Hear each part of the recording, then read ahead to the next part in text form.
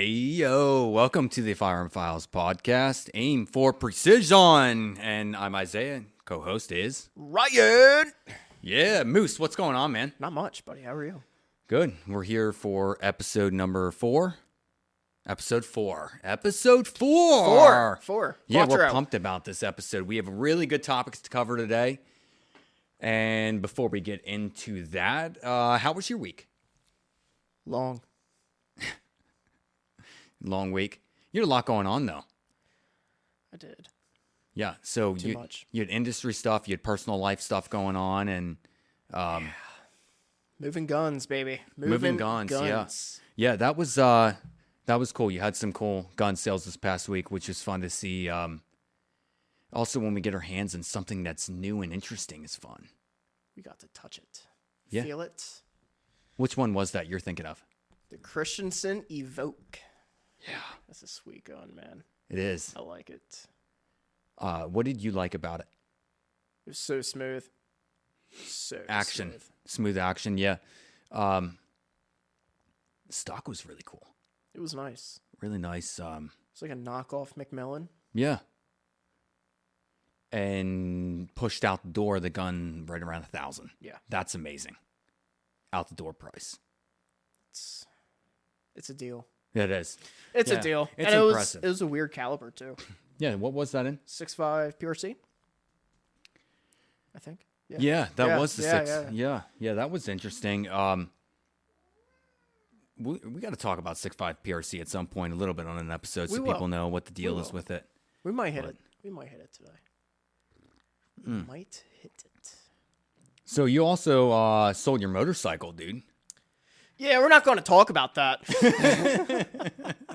That's a harder topic to discuss, right? It's like selling a child, or maybe even more important than a child. Wait. No guns. Selling guns is like selling a child. That's for you. For you, it is. Yeah. For me, I'm just like, it's another gun. I can always buy another one. Sell it. Yeah. But I get the sentimental thing. How was your week? What'd you do? Week was good. Sold a bunch of guns this week. That was fun. Worked a lot for the one shop that I work for as well. Helped them out for a lot of hours this past week, which was cool. So, yeah, just busy life, man. Busy life. Shipped a bunch of guns out this week, too. That kept me busy. Just keeping up with the flow of helping all the customers, which is cool. Yeah. Website work, all sorts of different things. Yeah, website looks amazing. Yeah, the website's getting Check really it baller. out. Yeah. So thefirearmfiles.com.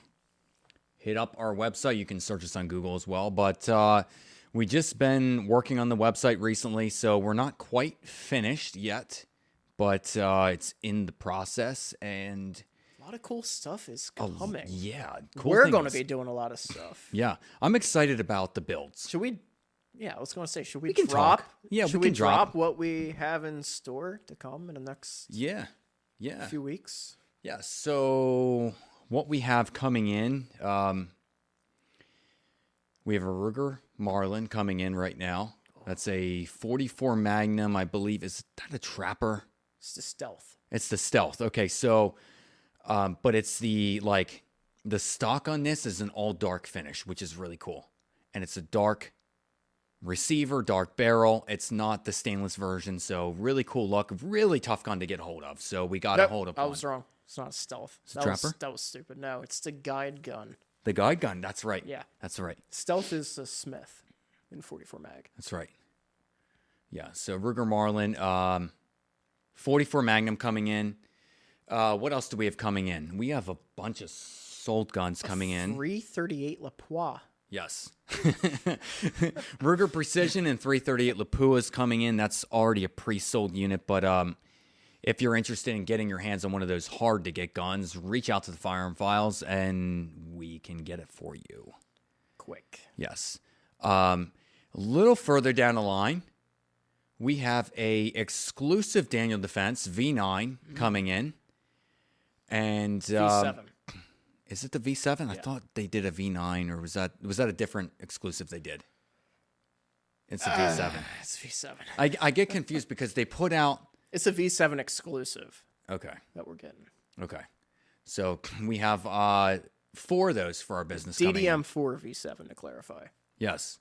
And it is a Lipsy's exclusive, which, by the way, if you are a shopper and you go on Lipsy's website, you can look at any of their firearms available and reach out to the Firearm Files. We can get you anything. And we'll give you a custom price on it. What you see priced on Lipsy's website is not the price we're going to sell to you for, just so you know. Yep. So let us know. It's specific on the gun and a case-by-case basis, so we can get you a quote. But, yeah, those Daniel defenses are really tough to get a hold of, and the cool thing is that we will have consecutive serialized guns coming in. So it's going to be a very interesting, just a very odd availability item. You know, getting those guns is... You know what I'm thinking? That's What's that? really good pre-Father's Day present. Yeah. Father and son get a What's, consecutive serial number. what time of year is it's May? August. Okay, yeah. Mother's so Day is May. Or do a Mother's Day. you could do gift. a Mother's Day Hell gift yeah. too. Might Yep. as well. Those will be dropping into our inventory late May, early June. Hopefully. Yeah, that's their time frame. He's thinking early June at the latest. That's what Lipsy's told us. So this is a Lipsy's exclusive. It's a run Daniel Defense is making just for them. So many are going to only be so many are being sold. You will not find many hitting the market. But we will have consecutives. If that interests you, you can get multiples. If you want all 4 that are consecutive, that's what my goal is, to have all 4 consecutives. So reach out to us now before we list them online and put them out there to the world, because when we do that, they will sell quickly. Yes. So cool things happening, and there will be other things happening in the next week, I'm sure, that are interesting. We've got an interesting one in front of us today we're going to talk about later. This is a Ruger Precision in 6.5 PRC. Beauty. Yep. I like it. So let's get into the Bible verse before we get into too much more topic here. That way we can cover that. So today's Bible verse we're going to talk about comes from Proverbs chapter 24, verse 6. For by wise guidance you will wage war, and in abundance of counselors there is victory. I thought this verse is cool to read for a couple reasons. So we're obviously arms dealers, right? So Yes. we sell firearms, which are used in wars. So it kind of goes with our industry a little bit, talking about war, but it's like the verse is also highlighted in the Bible, which I didn't highlight it. It was like underlined by whoever, what is this, New American Standard Version. Those people underlined it, meaning it was significant for some reason. So we'll read it again. For by wise guidance you will wage war, and in abundance of counselors there is victory. So I think the second part of the verse is interesting when you think about it. It's like, there shouldn't be one person ever making a decision to wage a war. Really, you want to have an abundance of counsel of people that are there on your side that are like, hey, let's think about this. How are we going to do this? What's our tactics? What's our guns? What ammo are we using? Right. There's a lot of decisions to make, right? Don't be a dictator. Yeah. You Don't- got to have other people help you decide your kit. You know? Got to have the good kit. Yep. So, should we get into a topic? I think we should. All right, let's do it. All right. So, this is a big topic. This, when we were thinking about this topic, this covers a lot of points. So, this Are we episode, going to save that one? I think we just start it now. Should we do that one? Let's start it. Yeah. And then we'll take a break at some point because Yeah. we're going to need it. Yeah. We're gonna need Yeah, it's a long topic. it. It is. So, in the industry right now, do you want to introduce it? You look like you want to. No, go ahead. Should I? Okay. So I'm just really excited for this. I know. Me too. I'm pumped, man. I'm pumped. Me too. It's so much good information here. So, Ryan, first off, just a background on both of us so y'all can understand why we're going to talk about this. So, we both have been in the industry for a number of years, and now from a different standpoint, right? We're now a dealer that sells firearms to the public, right?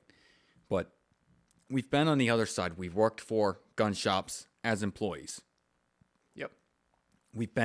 I was in a management role at a gun shop as well. So I got to see how that worked. And the gun shop, one of the gun shops we worked at had a range as well. So we've this is right down our alley. Now we're a dealer. So there's a lot of failures in the entire industry when you think of the gun industry, right? And it doesn't just start at the dealers. It goes It's a trickle. lot further. Yeah, it really does. So failures of the industry right now, we're going to break this down because there's so many failures that we see at different levels. So let's talk about tell me one of the failures you see in a gun shop right now. You know, gun shop failure. Ooh. Let's just name off one that shops are failing at. Having quality staff that actually know what they're talking about. Yeah. It's probably one of the biggest. Yeah. So what have you seen? Go into some in-depth thoughts on what you see. You get random guys coming in off the street that are just there to waste time, have fun, get a discount. And that's about it. Mm-hmm. Yeah, I think that's a great point. Is that? Oh boy, I think it's a good point because a lot of gun shop employees that decide to work there, they come in applying for the job because they own a firearm. Yeah. And I get that. Like, you wouldn't work at a gun shop necessarily if you didn't agree with the Second Amendment. You shouldn't. No, you should not. Right? But it's like, to take it and say, look, I'm going to now work at a gun store. I'm going to sell firearms and service firearms because I own a hunting rifle that my grandfather gave me when I was a kid. Like, that doesn't give you the knowledge you need to properly help a customer. Or you get the people that are YouTube warriors. They watch YouTube videos and think they know everything. That's a huge one.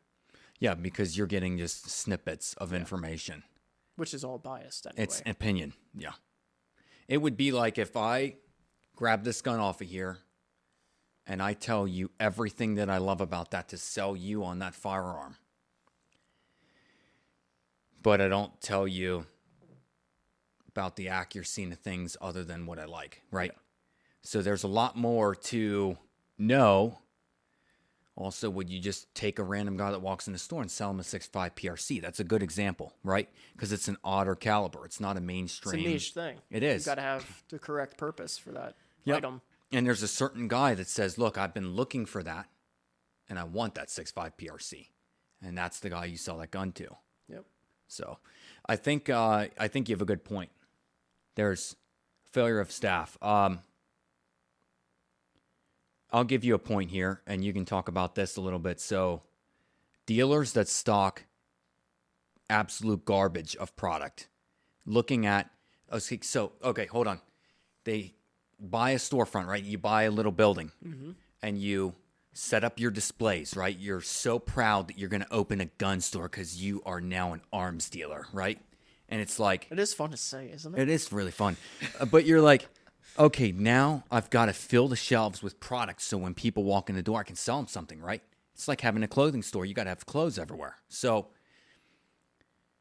you go to fill up your walls and you fill up your display and you're like, okay, well, let me call my distributor. All right, I want to buy, 500 guns. Okay, well, we can run you these guns, blah, blah, blah, blah, blah. You end up filling up your shelves with $200 or $300 per item, maybe even not, right? It's like, so talk about that a little bit. Well, how is that? How does that fail the customer? So, customer comes in and you sell them, I don't know, a sub $300 personal defense carry gun. Something that's not ergonomic, something that doesn't fit them because That gun costs that amount of money for a reason. It's an economy gun. It's not a gun that you're going to want to keep for life. It's a good entry point for some people. And if that's all you can afford, that's all you can afford. But you have to have those options for them to see what they want. And when that customer buys that gun and they leave with the gun, they're going to remember that you sold them a shit gun, and they're just going to destroy your reputation. Yeah, because what's going to happen is they're going to actually talk to people then that know firearms. And the first person they talk to is going to be like, you ended up buying a Sky pistol? They really sold you that? Seriously? Yeah. That's you want what to they're put going to your say. life on the line with that Sky pistol. Yeah. And it's like, so you as a gun shop, you should have entry-level product. We're not saying that you shouldn't. And a lot of times, it can also be that one person at the shop that'll try to push you towards that because it's so cheap and it's a guaranteed sale for me to give you. And that goes back to quality staff. Yeah, it all ties together right there. So it's important for a gun shop that has you have to have a broad range of firearms. You can't stock the highest end guns only. You can, but you're not going to be able to help the new beginning shooter. Beginning shooters should be smart enough to understand this though. And ideally, if you have the right staff, they can explain this. When you're buying a gun, your first pistol, let's say, that's a gun you might have your life in a line with. Yeah. What's the whole point of it anyway? What's your life worth?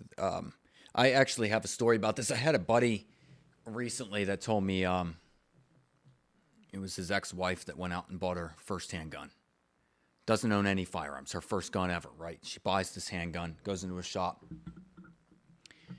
This lady owns a $30 million company. And she buys a Sky 380.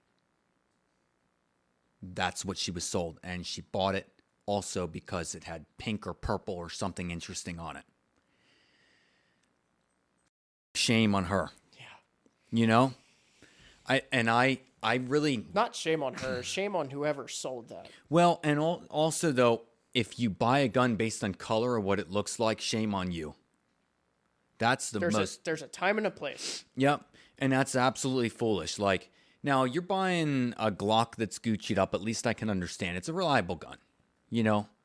But look at you got to look at some prices. Do a little bit of research on your own. Don't just trust the shop you walk into. Yeah. If you want to trust somebody, a shop, do research on that shop. Listen to their podcast. Yeah, that's a pretty good start. Yeah, because you reach out to us, you're getting an honest take on what that firearm is going to do long term. Yep. Okay. And we're going to also tell you, look, I probably wouldn't do that. I'd probably save up another $200 and buy this. Or we'll tell you, look, for the money, that's a really good gun for what it is. Take a chance, do it. It's not a bad choice, right? Yeah.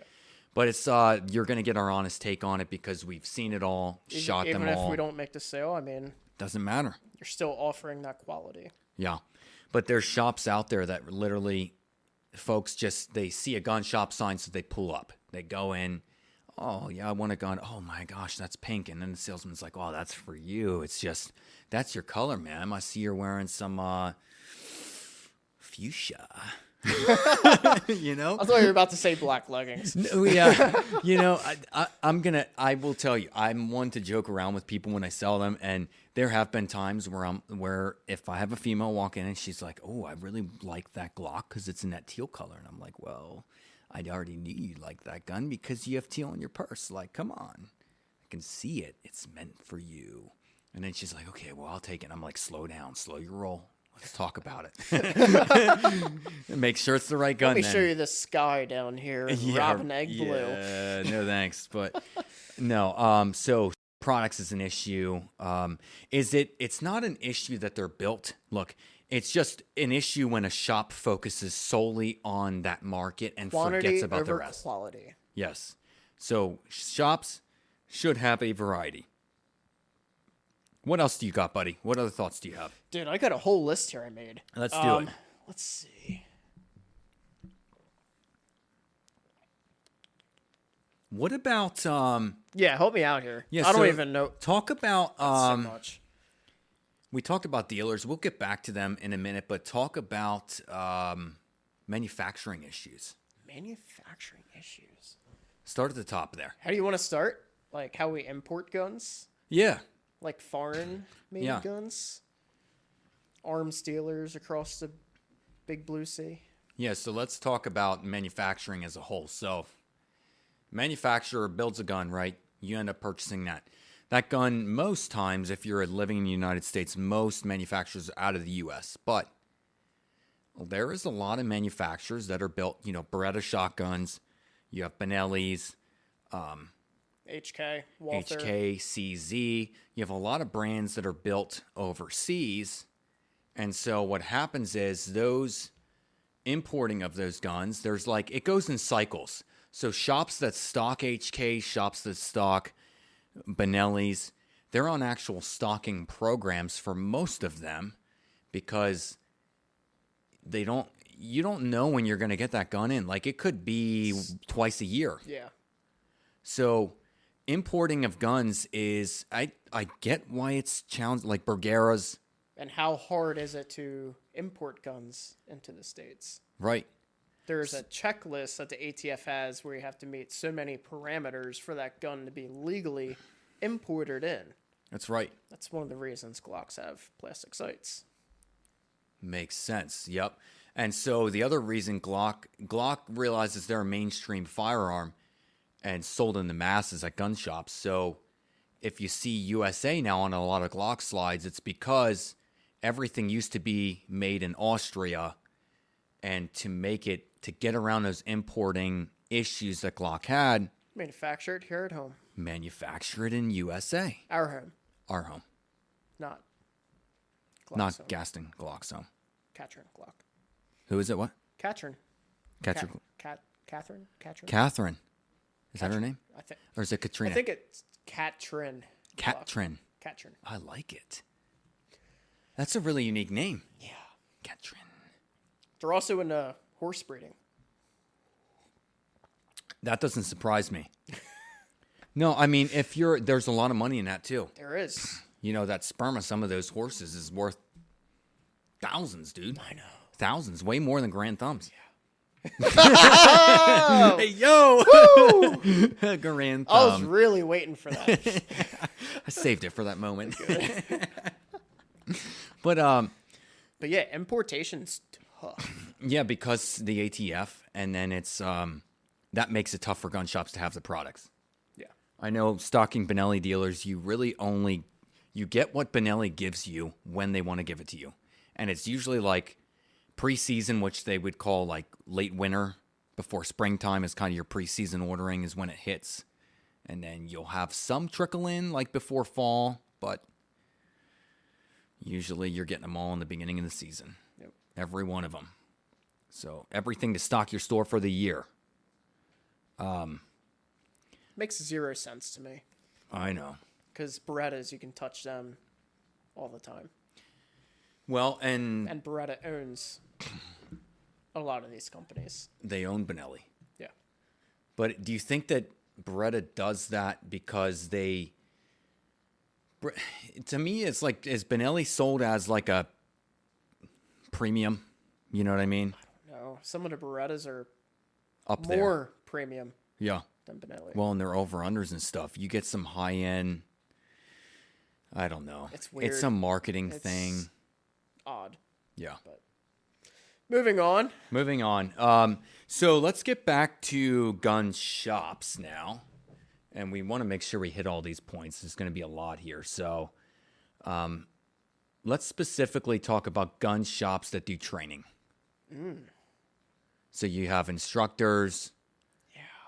Yeah. The modern gun shop that has retail, a shooting range, and they run classes. Yeah, we're talking like a mini Cabela's. Yes. Not like your small mom and pop shop, on a corner somewhere, but a big facility. Yep. So what do you see instructor-wise? Any thoughts you have on that, where they fail? Outdated techniques.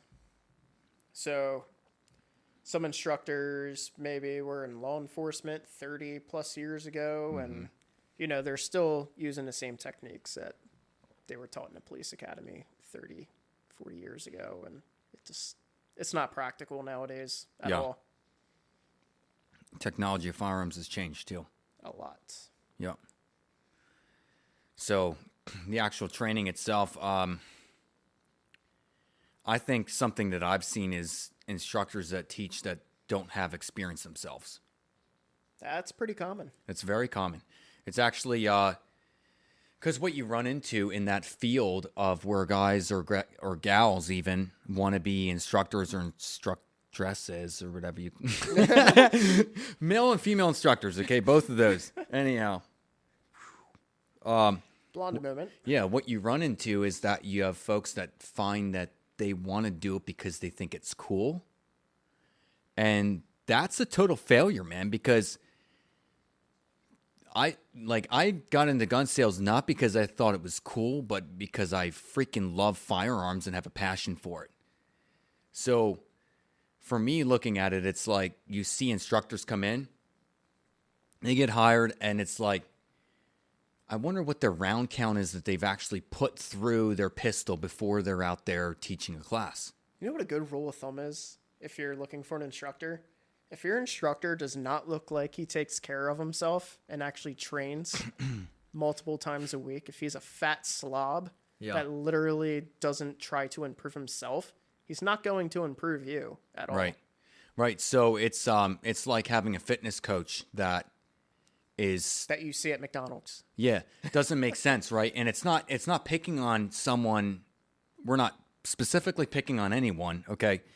When we say this, don't anyone watching this or listening to this, we're not saying this to offend anybody. Look at their credentials. See what classes they're doing themselves to further their education, to push that education on other students. Yeah, and if that instructor is minimally at a beginner level themselves, how can they be teaching? You can't just say, okay, well, let them come in and teach a beginner class because they're a nice person. Like, that is a terrible rule of thumb. There's a lot of nice people in this world, okay?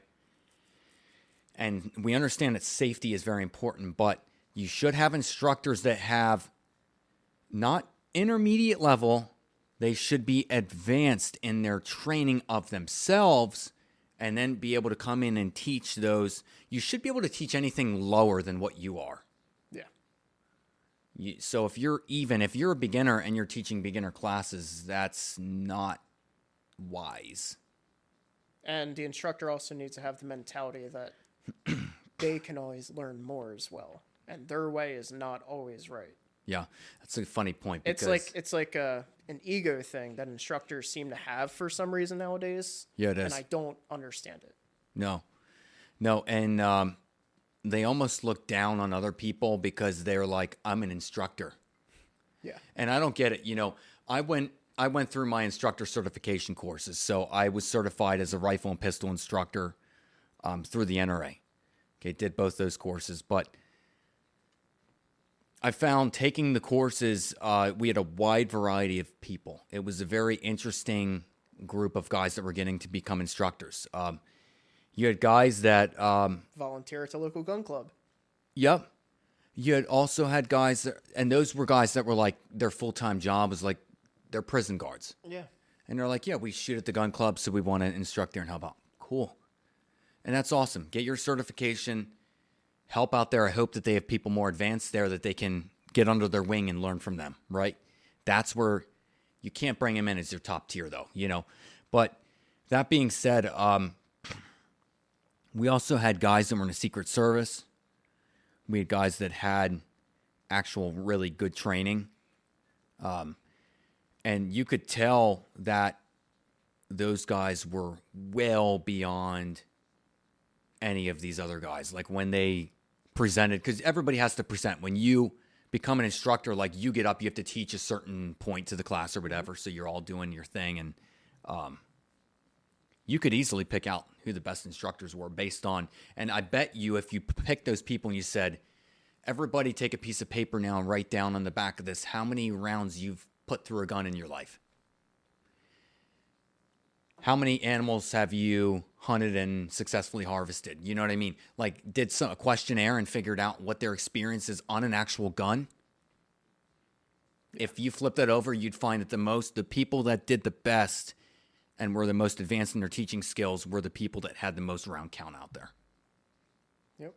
Round count does matter. I know some people are like, that doesn't matter. It's the people that have low round count that say that. Yeah. I'm going to say that. Yeah. It bugs the shit out of me, man. It really, it irks me, man. It gets under my skin. It's extremely frustrating. It is. And then you get the instructors that try to teach stuff that's just not practical in a civilian life. Yeah. The other thing I saw was perverted instructors too. Yep. That's a big issue in the industry, and that we didn't even put that on our points, but no, that is I had that when I was much younger. When I was taking, I think it was one of the, it was like an RSO course. The instructor, people would talk about how this instructor would, when he had women on the firing line, would get up behind him and literally grab around their waist, pull them in and stuff. He got in trouble for touching women. Husbands were about to knock out, dude. Good. And someone should have. Honestly, someone should have, But there's also issues of instructors that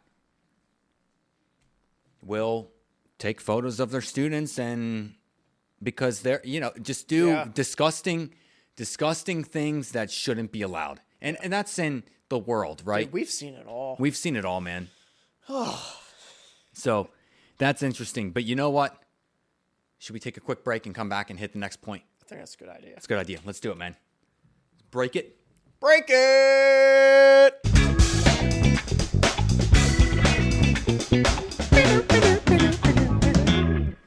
And we are back. Here we go. More failures in the industry. Yeah, buddy. So, you ready for the failures. next one? Yes. All right. Distributors. And you have a story for this. I'm just going to give the prompt and let you tell the story, okay? Yeah. So distributors, they're salespeople that are paid commissions to push out really products to dealers using promos and all these other deals that manufacturers aren't even a part of. Just to unload product, it doesn't move. Yeah. So why don't you talk about that? Yeah, so I think one thing you need to understand if you're listening to this. So distributors... it's the middleman. Yeah, distributors basically can house the firearms for us, right? And we can, during the year when we need a gun, they'll send it to us, right? Awesome. Need distributors, absolutely do.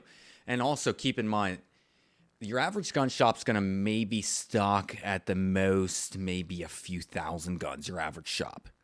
Distributors, they're stocking 50 to 100,000 guns, minimum. Minimum. You're a small distributor if you have 50,000. Yeah. So, great inventory all the time. The issues that distributors have is what I've had happen is a distributor. Here's a specific story. This particular distributor, greatly appreciate them as a distributor because they have great inventory, but they get stuck with things too, and guns that don't move because the industry shifts to a different firearm. For example, the Bodyguard 2.0 is awesome. The industry has now shifted away from other small brands that were selling toward the Bodyguard 2.0. Okay. So then these distributors are sitting on literally thousands of these other small guns from other manufacturers. And they're like, look, how do we get rid of these? Okay. So what we can do is we will allocate that if a gun shop buys 10 of these other small little guns, we will allocate one really coveted great gun to them. It's a scam. It's a total, and it's the issue as a dealer is there's not enough profit in that one good gun to look at it and be like, that's worth it. Yeah. And that's what you really run into. So I think that's one issue. The other issue distributors have is that the salesmen at distributors are paid based on what they sell for the day. So if let's say a salesman at a distributor has 2,000 shops that he services, and that's about average is what a salesman's going to have. So what happens is that these shops reach out, they're buying guns and such, and he's making his living off of that. Totally understandable. Great. I want them to make money and earn a commission. But what happens is then you have a new gun shop. Let's say there's a gun shop that's opened up, and it's somebody that was really, they believe in the Second Amendment, they love guns, but they don't have product knowledge. They don't know what moves, what sits. They don't know what to stock. They're relying on that distributor when they call them to tell them what's going to move, when the fact is that your salesman or the distributor does not know what sells. Yeah. They do not know what sells. They know what the allocated hard-to-get items are. Yeah, sure. That's what you should target. Pretty easy to find out. That's pretty easy to find out. But what they don't know is what to stock your store with. That's where you need insider information. You need knowledge to be able to say, I need X number of these guns because these move. SIG macros. I need these models, the cotton model. I need traditional model. I need the one with the thumb safety. I need the Legion, whatever. But then you have to know how many of each gun to have. Like, there's a lot of science that goes into stocking a gun store. Yeah. And you as a shop can get screwed by a distributor that pushes things on you and says, look, here's the deal. Here's what I've got. And here's the numbers. And I'll give you the X number of this. And you're going to get this. And all of a sudden, before you know it, you're like, well, I do need guns to stock my store. So sure, you're a distributor. You know what you're talking about. No, the distributor, they don't own a gun shop. They don't know. You know what else is really bad? What? Like more toxic culture from like the buying aspect as a dealer. Manufacturer programs where you have to purchase $50,000, $75,000 of product a year to get a small little percentage. Yeah, this percentage is not even worth it. No. It's not. Because then you get stuck with that one gun. You got 20 of these guns sitting in the back that's never going to move. Yeah, so I know the one distributor was running a Springfield deal the other week. And it was like you had to buy a certain amount of each gun to become a stocking dealer. Like, you can't just... If you want to be a Springfield dealer and you want to stock M1As, you can't just be like, I want to be a Springfield dealer, so just give me the M1As. You can't actually be in the dealer program to get their better prices. So my recommendation, if you're a shop that's watching this, let's say you're an FFL holder and you're opening a shop, and you know there's specific guns you want to stock, stop caring about having a dealer license and saying, I'm a stocking Smith & Wesson dealer. Target the guns that are going to sell. Buy those guns. Pay whatever the distributor's best price is that you can get on it. Put it in stock. And buy it right and sell it right. Yep. Sell it for the right price. Does that make sense? Make it move. You got to make it move. Yep. Yeah, distributors can be interesting. I still like them. I mean, I really like the people that you work with. They're fun to work with and talk to. They are, yeah. And if you get the really good quality ones that have been in the business a long time, those guys actually really do know their shit. Yeah. So you're kind of at the luck of the draw, though, because distributors literally will have like hundreds of guys. So if you don't get a good one... Most of them are good. They are. And it's not the salesperson's policies that put these things into effect. It's the company as a whole, but it's part of business. Yeah.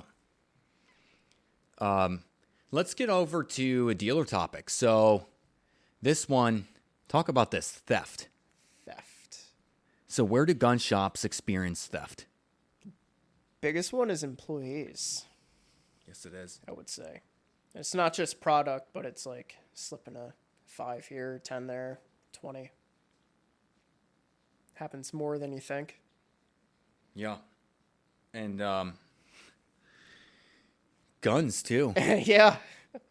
Got a little drop ceiling. Let's put a few guns in a drop ceiling and pick them up. It actually is 3 weeks from now, count them as a loss. Very common. Very common. I find it so interesting because when we got our FFL license, one of the biggest topics that the ATF goes over is theft. And I'm like, Yeah, that's a bad day if you got to fill out a lost theft report. lost theft report. That's bad news, right? Yeah. So there is multiple ways you can be robbed as an FFL, right? You can have a break-in of somebody that maybe shopped at your store and breaks in the door at night, comes in or walks in with a gun and robs your place, robs the register, or robs and takes guns, right? That's always an opportunity. Most times they rob you at night when you're not there so they can grab guns, but... and that's an issue in the industry is the safety and security of buildings is definitely a problem. Locking up guns at night. Huge issue because it's tough. Gun shops, they have thousands of guns sitting out and you tell them to lock it up at night. They don't want to lock every single gun up in a safe or anything like that. Like you don't want to move it around. It's too much work. It's not going to happen. Yep. So you've got to secure your building in a way that nobody can get in. But then you've got, well, and I mean, you even look at, this is in a lot of industries, but like Walmart, one of their biggest issues they have lost preventative security at Walmarts. Every single Walmart does. Yeah, and that's all they do. That's it. All they do is sit at cameras that are aimed at employees all day. Because at the registers, these employees will slip something under the register, and then when they walk out the end of the day, they just grab it like it's their belonging and walk out the door. Mm-hmm. There it is. Done. I had a buddy that did that and lost preventative, and he, in a year, they arrested about 1,000 people at a Walmart. Wow. It's actually not shocking, though. They put in a parking spot for the police cruiser out front. Yeah. They did. It's marked police only. And I was like, dude, that's crazy. And he's like, look, it's employees. What about... I feel like every time I go to Walmart to, like, get something, even though I try to avoid that place, like, there's always a cop car sitting out front. There is. Like, 9 out of 10 times. Yep. I can't imagine their loss reports they have. Yeah, it's gotta be bad. It's gotta be. But yeah. Not many Walmarts sell guns anymore, so that's right. They don't have to worry about that. Anti-gun on that part. The other thing that nobody ever talks about this part is that theft of time. Employees that steal time, right? Yeah, so I didn't think about that. That's a good one. Well, you're hired into a gun store. You walk in and you don't do anything. You stand around and you make your $16 an hour. Yeah. And that's it. You take up some space. Maybe occasionally you talk to somebody, but you don't go out of your way to actually stay busy when you're there. Yep. So theft of time, and that's something where your management, if you see people that are wasting time, your management should be on top of that to know, like, look, we need X number of employees that are going to be busy during the day to run this place. We don't need X number of employees to run the place. We need an X number that are going to work to run a business. Yep. Right? People that want to work. Yep. But, like, it's a dying breed. People are getting lazy. Extremely. On their phones all day, man. All day. Scrolling all day. Managers. GMs on their phones. Yeah, all day. Just scrolling through TikTok. Yep. Instagram. Porn. Whatever. You know what I mean? Like, it's real life, man. It's what people do. As long as it's gun porn. Well, it's something. But it's like theft of services is a big... Theft of time, I should say, not of services. But... and I know particularly a shop that literally had employees that would just walk out with guns because they didn't have proper management oversight. They just didn't care. Yeah. Or they weren't paying attention, not doing audits, following trends. So the one shop that I help out right now, a few days a week, we do one audit per month. And that audit clarifies your whole system to make sure that not a single item is missing. It's good. And that's their procedure. I like it. That's what I do in our stuff. Once a month, audit. I know it's not nothing. I know what's there. It's not fun. I know what's... But you got to do it. Right, you got to do it. You got to run along and zap each product and make sure it's there. But it's like, theft is a big deal. What about salesmen? Ooh, here we go. Yep. All right, salesmen that push the wrong products. You got old granny that comes into your shop. Mm-hmm. Here's this used 40 cal sitting in the used section. It's only $329. It's a great gun for you. Great carry gun. It's great. It's a Glock. It's Glock 23. It's probably not the gun for you. Yeah. I don't know. I've seen so many people sell guns to people that they did not want. Yeah, I've seen it too. I It's think not what they're truly there for. And then back again, they get that gun home. They go shooting with their buddies. Buddies are like, seriously? That's what they sold you? There goes your reputation. yeah, it's a big deal. And then it's like you have bad reviews to deal with online. Yep. Unhappy customers. And then a customer brings it in 2 weeks later to trade it in, and they lose their ass on it because you're not getting anything for it. Yeah, trade in. That's another issue in the gun industry. And we'll hit that. Yep. We'll hit that. I think you have a really good point there, though. Like, I think the most important job actually in a gun store is the salesman's job. Yeah. And I really think because they dictate how the whole process is going to go. If it's going to be a bad sale, it starts there. If it's going to go well, it starts there. So, you know, the other thing is... And it goes to management. It goes to whoever the owner is. Who allows those people to be on the floor, right? Who allows those products to be in the store to begin with to sell? Yep. It's trickle effect. It starts at the top, okay? But if you are an owner of a gun shop, you know, let's say that we bring people in, right? We open a storefront. We bring... It's going... look, if we're stocking rifles, shotguns, handguns, right? And you bring a guy in and I'm going to ask, what am I going to ask? Not just to know the character of the person, which is important, but you want to know what experience they have with firearms. If the guy's like, look, I've never concealed carried a gun in my life. I go hunting every year. That's about it. That guy's not getting a call back from me. I'm sorry. Yep. Because what happens is he doesn't have the information to give any knowledge or experience about a handgun to anybody. So that reputation wears off on me then as an owner of a shop, right? Mm-hmm. And then it's a bad precedent. I personally, as a shop owner, would rather be the guy behind the counter because I think that that's the most important job. I think the paperwork side of things is where you can maybe be like, okay, let me hire some folks that don't have gun experience but are great with the paperwork side of things. That's where you put them. Understandable. But those salespeople need to know rifles, shotguns, handguns. And when we say rifles, we don't just mean hunting guns, and we don't just mean ARs, right? You have to have experience on both. You've got to be able to know the basics of how an AR-15 breaks down with its 2 pins. You don't have to be an expert. No. I'm not an expert, dude, and I've sold a crap ton of guns. Just get the basics down. Yep. Learn brands, quality difference between brands, different calibers, what they're for, what you would suggest.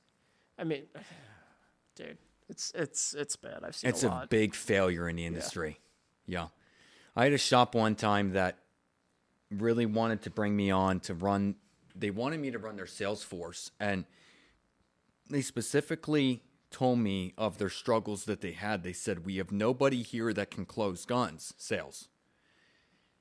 And I'm like, closing a gun is the easiest job in the world because the person that walks in your store, they don't just come in just to waste some time. Like, generally, they're interested in firearms. And when we buy a gun, it's like scratching an itch, right? Like, we want a gun. You know what I mean? If I walk in a store to shop guns, like, I genuinely want a firearm.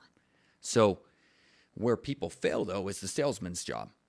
Is where they either don't give the proper attention to the person and don't know anything about the product, or they do the opposite. They know some products, so they push that product onto somebody, and that person already knows, like, they've done the research, and they're like, I don't want that. I didn't come in for that. And then it makes you look bad. That person will never step foot in that shop again. Yep. And that particular shop that I'm telling you about is probably going out of business right now. Yeah. And it's a shame to see it, but in the end, it's like, it actually starts with those owners, though, because when they come in, they know that they have a problem, but they're not addressing it properly. Well, they're not there to They're not address it. there. No. You have to be there. You've got to actually have somebody there that's like, hold these people accountable. Yeah. If you have a manager, if you hire someone as a manager to manage the sales force, that person should be able to close on suppressors, should be able to close on any single brand of firearm that's on your shelf, should be able to get that person to the paperwork side of things confidently. And that person that they sell should come back saying, I love dealing with that person. I want to buy all my guns from them. And there needs to be consistency too. If you have 5 sales employees, for example, working at one time in one day, you should be able to walk around to each single one and get the same suggestions from all of them. Yep. So training of those people. They have to be consistent. Yep. So you bring a sales force on and you have a sales manager. What kind of training do they give your people? Do they just yell at your people? Do they pull them aside and say, blah, blah, blah, blah, blah, you did this? Yeah. Or did they genuinely care about that person enough to pull them aside and say, we need to work on this a little bit. Do it this way instead. Try it this way, right? And next time I'm out there, I want to hear you try it that way, right? Hold them accountable. But also, if they don't have that product knowledge, that sales manager should be giving them the tools to get that. How can I help you get that knowledge? Yep. Ask them, are you even interested in this learning? Yep. And if they're not, that's when you need to have a completely different conversation. Yeah, move them into paperwork or move them out the door. Let them go and find something they're better at. Because long term, you're wasting their time, you're wasting the customer's time, you're wasting your time as a sales manager. And killing the reputation. Yes. Very, very big point. Also, then it ties into employees that are lying to customers about products. Oh, yeah. It's a big deal. Yep. Because I've seen this more than I can count, where a customer walks in, the employee, I just stand back and because I'm like, if a customer's working with another sales guy, it is not my job to police that. Yep. You agree? Absolutely. And if that employee's foolish enough that when a question's asked that they don't know the answer, if they're foolish enough to not reach out to me or you or somebody that knows, that's on them. I'll try. Honestly, if I see someone struggle, I will try to help them. Step in. Right. But it's like when you see someone that literally will blatantly lie to try to make a sale, that's when I'm like, come on, guy. Like, this so stupid, man. It is the stupidest. Yeah. You hear some of the dumbest things, like customer will have a question, guy has no idea what the answer is and just make something up. Like literally no idea. And in this industry, it's kind of an important thing to actually know, so your gun doesn't blow up in your hands when you're shooting it. Yep. But yeah, I find it's some specific stories that I recall is seeing guys that really, they would even admit they don't have much experience on ARs. And then you kind of feel sad for a customer that walks in because they're like, oh, I'm really looking for an AR. And they start to talk and I don't know too much. And then the sales guy helping them really doesn't know much either. And I'm just like, and they leave with the wrong thing. Yeah, they leave either with the wrong thing or they leave with nothing. Or something more than what they really needed. Or less, right? Not the right item. Yeah. It's actually, the gun industry is a very easy industry that if you dive into it and you learn, like, it's easy to get you the right product. There is a different gun for each person. People that are listening, if you want to test your local gun shop, walk around the gun shop and talk to the sales guy about 10 different guns. Every time he shows you a gun, ask him if he has one. If he says yes every single time, he's a liar. Yeah, I love that. I love that. I'm so glad you brought that up because that is, I've seen sales managers actually do that. Yeah. That I've been employed under where the guy's like, oh, this is really great. Like, do you have experience shooting this? And the guy's like, oh yeah, I own one of those. And I'm like, no.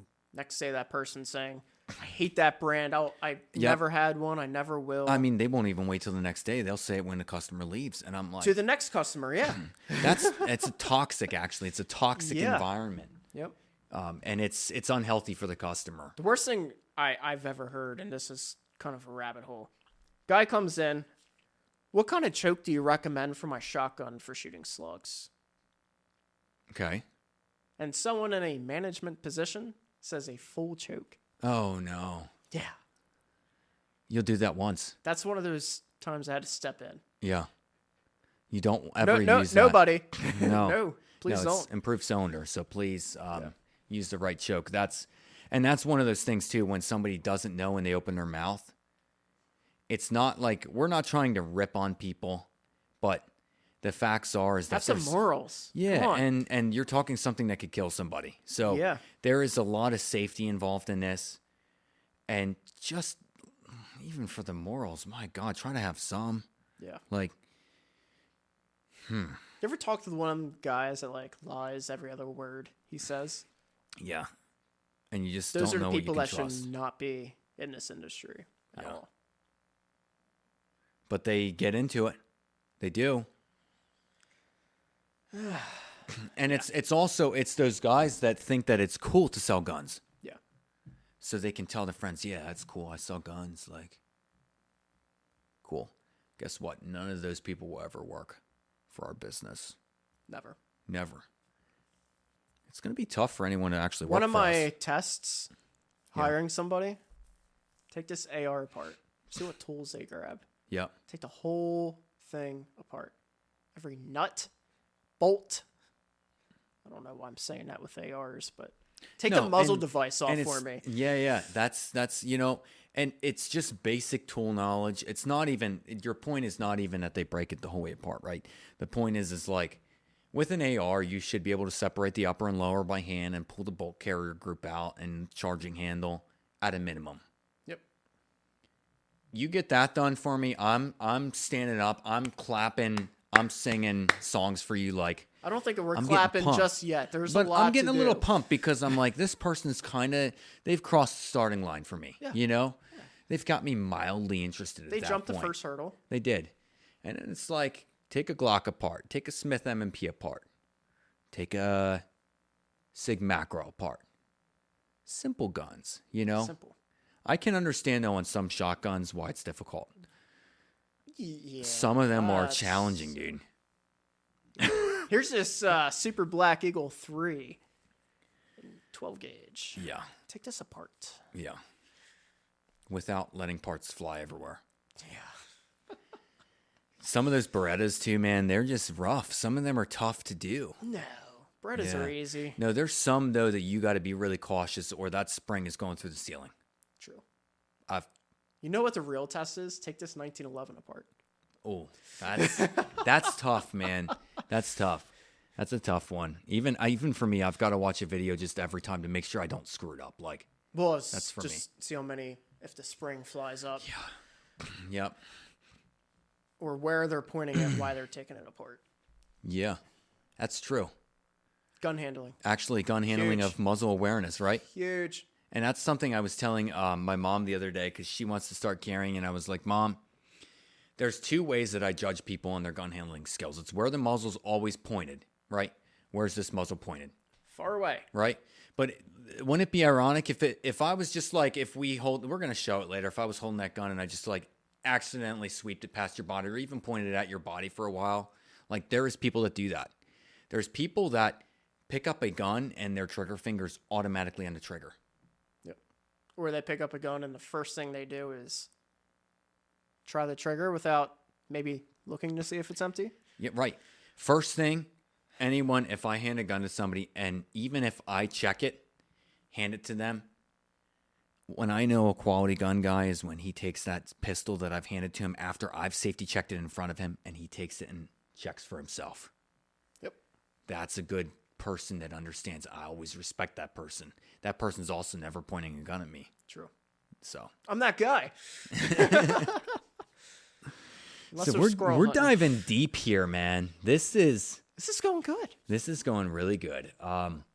Let's get into one more and then we'll take a little break. So you get good people. Let's say you're a gun shop, you hire good people in, right?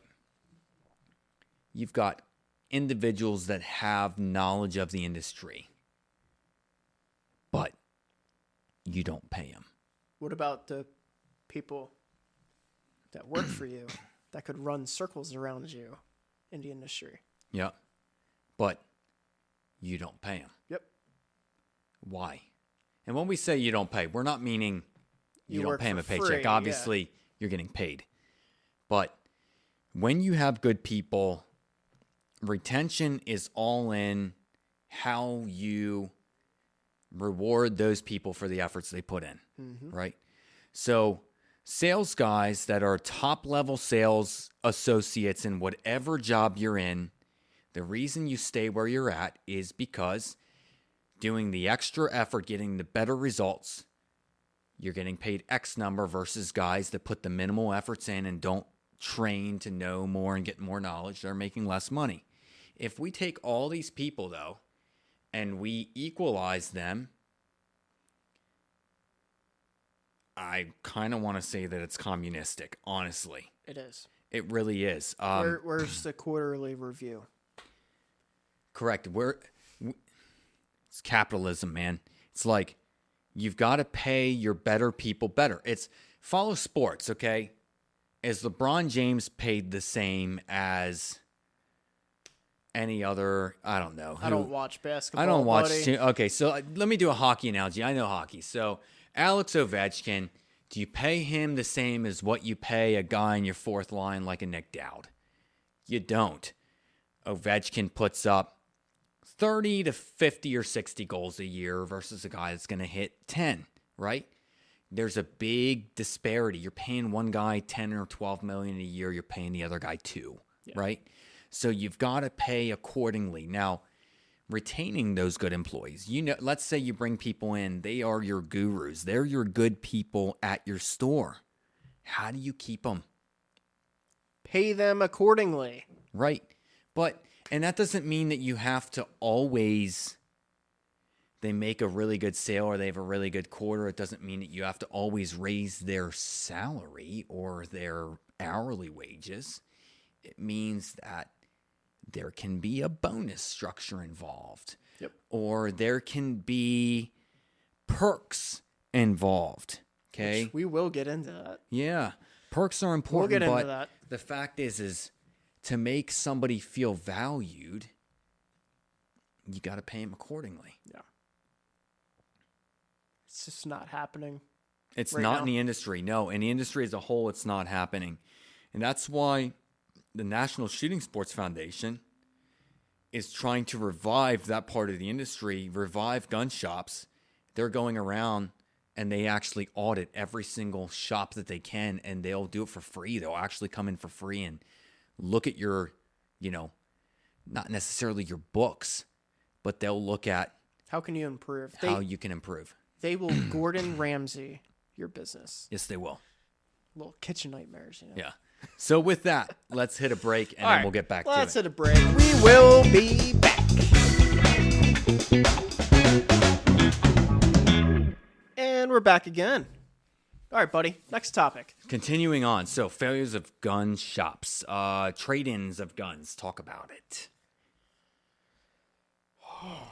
You bring a gun into a gun shop, you want a brand new gun that was just introduced on the market, or you just want to get a brand new gun and you're like, hey, can I trade this in? Yeah. Where are gun shops failing at that? Low ball offers, I would say. There's always profit for the dealer to be made on trading guns, but they don't have to completely rip the seller apart with the offers. Yeah, and I think what we're trying to say here, we're not just talking about like you walk in with a Smith & Wesson Shield, okay? And they offer you $200. Big deal. They might sell that gun for $300. They're not making huge profit on that gun, guys. What we're talking about is the guy that walks in the door and he's like, I've got this really old gun and I'm just, thinking maybe I don't use it, so maybe I should trade in this Remington 700 that's old. And you look at it and it's like a beautiful wood stock. That's has a $1,000. Leupold on it. It's a $1,200 gun and you're like, oh, what are you trading in on? Well, I'm looking to buy that. I really want one of those pistols. Let's just stick with the Bodyguard for this simulation, right? So I want a Bodyguard 2.0. And that's, what did they sell for? $400 Yeah. ish. So it's like, oh, okay, well, what shops will do is they know what gun you're trading in on. And so what they'll do is be like, well, okay, trade in value on this gun, sir. I mean, we'll give you $350 on it. And really, that gun, if that guy took it to, like, if they brought it to us on consignment, we're going to sell it for top dollar. We're going to get them $1,200, let's say. That's what the sale price is. We'll take 20% of the profit out. Yep. You do the math, that's $240 off, so that person would have gotten 900 and something value out of that gun. But what a lot of dealers are doing are only giving you 50, 60% of what the gun's actually valued at. Yeah. And they should be giving you like 70, 80. Yeah, well, and what they're looking at is they're looking at the opportunity. You create the opportunity when you walk in telling them what you want to buy also.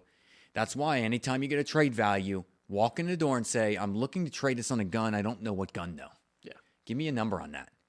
Walk around the store and wait until you have a number before you pick out a gun that you want to buy. Because maybe then they come at you and they're like, okay, well, we'll give you $700 for this gun. And then you're like, okay, cool. That covers me because I wanted this $400 gun, right? So now what do we do about the difference? Well, we'll just write you a check for the difference. Perfect. Everybody's happy. You still didn't get the right value for that Remington 700, but you follow what I'm saying? Yep. So anyhow, it is important, guys. Consignments are a dying breed in the industry, but consignments is the way to go on any old, interesting gun. 100%. So if you're local to us, we crush it on consignments for you. I crushed it on a consignment for a guy this past week. Top dollar. We turn these around quick. We do. Super quick. And honestly, if we look at it and I'm like, look, this is not a great consignment gun. How about that Ducks Unlimited? Yep. 1 of 1. We turned around a gun 1 of 1 in 2 hours. It sold. And it sold to the right guy that collected those. He was all about it, knew all about it. So it's like consignments, know where your consignment shops are around you, or reach out to the Firearm Files if you need help consigning a gun, because we will crush it for you. And if not, run into a local gun shop and get screwed. Pretty much. Next topic? Shooting ranges. No, not that one. No. Bait tactics that dealers use. Oh, yeah. Yeah, we skipped one, buddy. We did. I see that. You skipped it. So let's talk about that. Dealers running sales nonstop just to offload all their shit. They run a sale. They try to bring you in to buy something. It's the last day of the sale. But next week they have the same sale again. Yeah, so the thing to know as people is that we fall into this trap where we see a clipping in the mail or we see an email or a text and it's like price too low to advertise. For full clarification, what that really means is it's under MAP pricing. They legally cannot advertise it cheaper than that. Yeah, so what it means is Don't fall for it. You could be saving $10 under a MAP price on a gun. Yeah. Look, we're not saying that the price is bad that they're giving out there. Let's clarify this. We're not saying that gun sales are a bad thing. What's a bad thing is when a gun shop does not know how to sell firearms without a sale. So they continue to just bait people to walk in the door by saying there's a sale on this, there's a sale on this. Well, when is there not a sale? Does the shop really know how to sell the products if somebody walks in the door? Yep. Probably not if they just have a sale price running all the time. If that's what their marketing money is going into is sales. Also, understand, there is very little markup in firearms. Tiny. Very small. And that's good for the consumer. For the gun shop, it just means you have to work harder to make the money you need to survive, right? So, I don't know. I think people need to understand that because there is shops that will overly inflate. They'll be over MSRP. Know this, if you're buying a gun from a shop, look up, jump on Lipsy's website, for example. Look at what the MSRP is. There is shops that sell over the MSRP.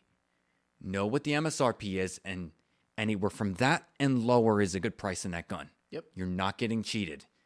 Guns will always, if you hang on to it for a long period of time, you're always going to gain in value, so you're fine. But also look into the fact that if you continue to get bombarded by a company that's like sale, you probably might be better off to look for a small shop that has knowledgeable people that to buy know from. How to sell the guns. You're going to get a better experience. You're going to get quality stuff. Getting the right gun, not just a gun that has a sale tag on it. Yep. That is a good point, Ryan. I like that. Yeah, I like it too. Should we move on to, we got to move through these here. So let's give it a brief, keep this brief, shooting ranges. Keep them clean. Yeah. It's failure of if a shop has a shooting range, cleanliness, and we're talking air quality, filtration. Yep. I don't recommend even shooting a gun inside. Yeah. I don't like doing it. I don't think it's smart. I wouldn't just start popping rounds off in here because I thought it's fun. Like guns, you have all that unburnt powder that you're breathing in. Yep.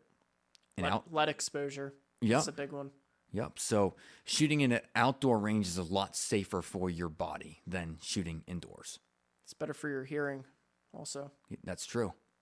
You don't have stalls right next to you that the sound is. Got a guy next to you shooting a 44 mag out of a snub nose. Barking. Yeah. What about bad RSOs? Yeah. What do you think about that? Yeah, well, there's ranges that barely even use RSOs. There's some ranges that don't have any. Correct. You're on your own when you enter the range. Yeah. And those ranges, you'll read about people getting killed in ranges or people that commit suicide in those ranges. That's where it happens. Yep. So it's a simple problem, but that range doesn't want to pay to have someone in there. They're like, well, when someone enters the range, they sign a waiver. That's our coverage. We're covered. Yep. Foolish. I wouldn't go to that range. No. Well, you do it once, and then you're like, oh, shit, this guy next to me, like he's flagging me. I'm about to leave. I'd get out. Let's move on. Next topic. So, markup on hunting ammunition in a gun store. Way too high. Way too high. Actually, we had our buddy Joe brought this up the other day. Yeah. So, think about this, how much money do you want to pay that guy that you buy that ammo from? How much do you want to pay each time you pull the trigger? How much should he make just for you pulling the trigger on your gun? That's the way I like to think of it. Yeah. Like if I buy ammo, I'm like, okay, I'm shooting 9mm. If I'm in one shop and it's $20 a box versus 12 or 13, do I want to pay that guy an extra 25 cents a round to pull the trigger? Hunting rounds, we specifically put hunting ammo in here because it's so overly inflated. It is, yeah. And we've seen it. Hunting ammunition, you've got 20 rounds in a box. And should you be paying someone $1 every time you pull the trigger? Yeah. $1. You know how fast that ammo goes? Quick. Way too quick. It's BS, man. Well, the important thing about that, too, is guy comes in or lady comes into a shop. They want a hunting rifle.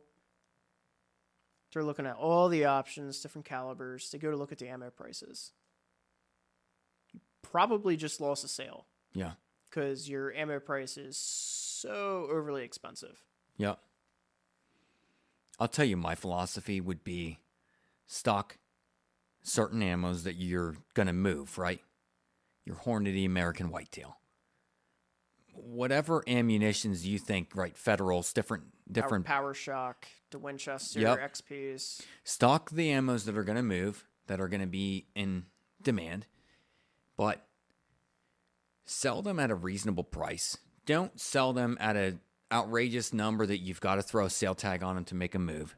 Put them at a reasonable markup, right? Make your 20% markup or whatever you deem is necessary. But then I'm going to have a sign next to that ammo.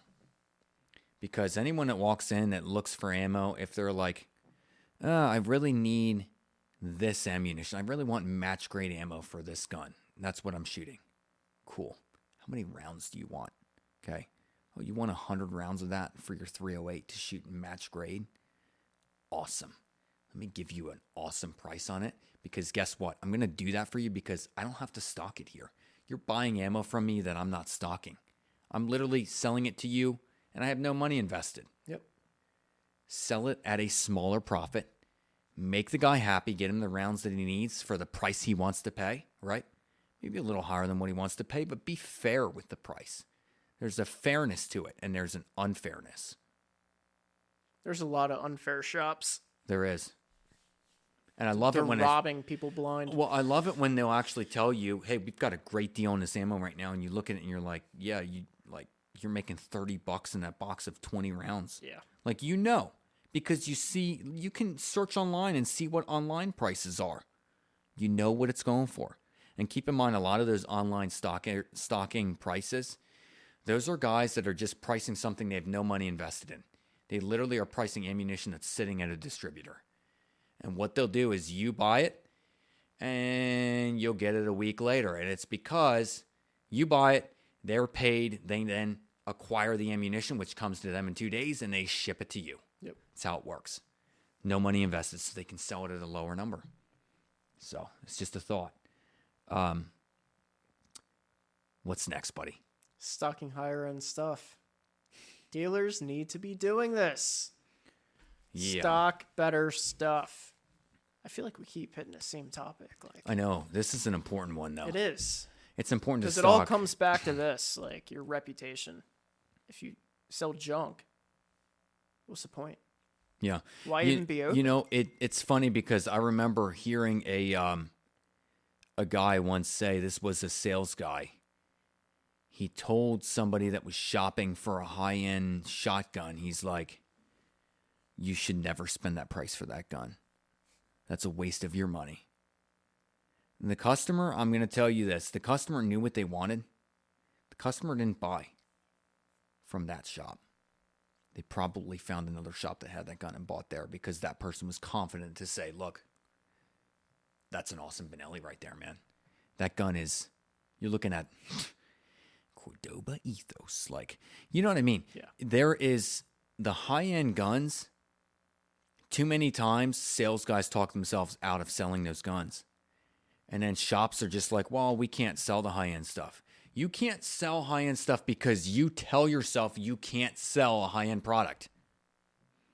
Or that employee is not getting rewarded with anything or being paid fairly, so they don't care to sell that product. They don't care. It's a trickle effect, right? Everything is revolving. It all ties together. So the leadership needs to pay right. They need to have the right people, the right training. It's all important.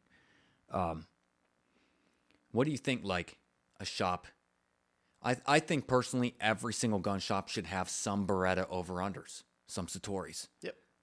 And that's a lot of money to tie up, but it's like, you do sporting clays, man. Yeah. What do people use to shoot sporting clays? Browning, Beretta, Krieghoff. That's a whole different realm. Right, but it's high-end. You know, you should stock maybe a Stoger over-under as well. But Weatherby, yeah, a couple Mossberg. options. Give people the options, though, and don't talk yourself out of selling the high-end gun. Yep. When you sell a gun, don't look at the price tag. I've always said, price tag doesn't mean a pinch of shit to me when I sell something. Doesn't matter. It doesn't. It's just a number in an account for somebody. Yep. So what matters is cool, you're interested in a precision gun? Here's one option. Here's another option that would both be good. This is this price. This is this. Put them in their hand. And maybe before you even put them in the hand, the customer's like, look, I've read about the Brownings. I think I'm really leaning towards a Browning because I want to make sure I get something I'm going to use long term. Mm-hmm. Sweet. You just narrowed down all their options to just Brownings now. And price range. Yep. And now they already know Tories are a lot of money. So for you to be like, well, that's a lot of money, I don't think that that's smart. Look, that person knows they're going to drop some dough. They don't care. Put the gun in their hand, make them happy, sell them what they want. Give the people what they want. And buy a Satori, please, guys. Satori. Oh, please. Dude, we love those guns. Browning Satoris are beautiful. Shoots so nice. They do. And they're worth every penny that you're going to put into it. 100%. Gunsmithing, dude. Ugh. I'll let you take this one for a minute. I need to rehydrate, and then let the blood simmer down from boiling. Yeah. This is going to be right down your alley, though, because you like to work on guns. So, gunsmithing, there is good, bad, and ugly in the gunsmithing industry. Okay, we'll put it that way.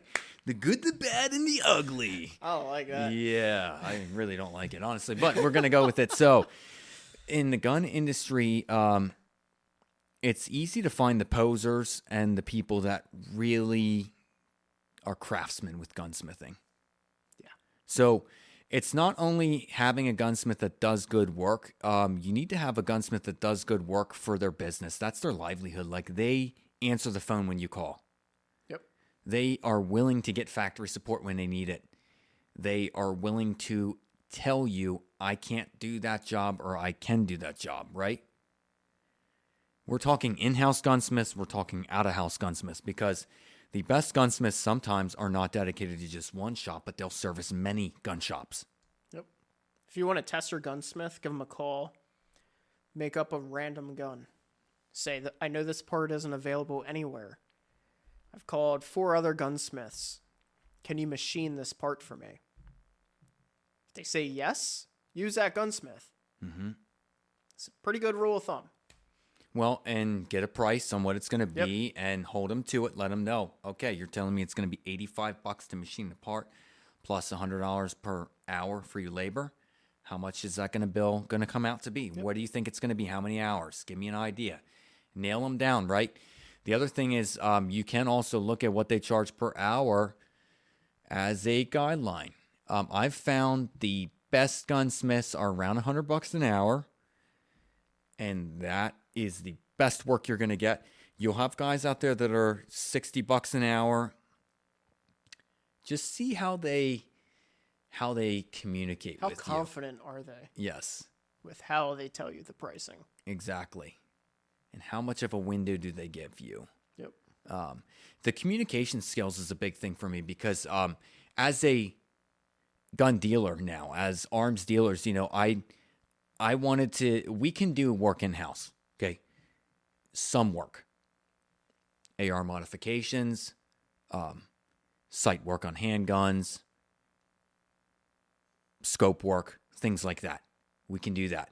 But there is some intense work that we don't do. We don't have lathes. We don't have presses that are mechanically operated for certain jobs. Yep. So we as a business needed to hire on a gunsmith that is really good, right? Truthfully, we needed a really good one. So we got one. Fantastic gunsmith. And I will tell you this. I vetted 3. One still has yet to get back to me with their price list. The other one got back to me about 2 weeks after I called and left a message. And then he told me what his email was. He, in fact, texted it to me. And he said, send a copy of your FFL license over, and I will respond with my FFL and a copy of my price list. And I've yet to get that FFL and price list. So let me just put it this way. He's not an option. But the guy we chose, we both know personally. Yep. We know his work. We've seen it, which is good.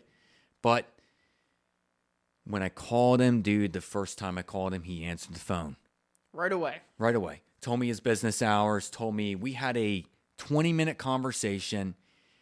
I had everything within my, the tools that I needed to make a price list right away to know what we can charge, what we can do, what he can do for us to help us out. And I couldn't be happier with who we went with. Yeah. But you will deal with gun shops that don't have that. Tell us about that. People that are just employees at a gun shop with no real training and they want to pretend to play gunsmith for 20 minutes and absolutely destroy something. You've seen it. We've both seen it, buddy. We've both seen it. Yeah, it's not good. You got to trust the shop that you're taking your guns to. Yeah, and the thing is, once they ruin a gun, it ruins the customer's experience. That customer then, it changes their focus to possibly want to go somewhere else. And how the shop handles it after an incident like that happens. Yeah. They better be very careful. Well, I think it's interesting too that I think some shops will actually how they handle that's a very good point, because you can take that a couple ways. Is it your employee's fault to touch the gun, or do you get mad at the customer for complaining? You understand what I'm saying? Mm-hmm. So understand something. The customer came to you with a perfect firearm. Now, if they come to you with a firearm that has marks all over and then they're like, look, you messed this up, that's a totally different experience. That's we didn't even put that on our list here, is that customers are an issue with dealerships, right? That's a known fact that customers can be a problem. One of the things I do every time before I work on a gun, I take pictures of it before I do the work. It's smart. That mark was there prior. Yeah. Did not put that there. Yeah.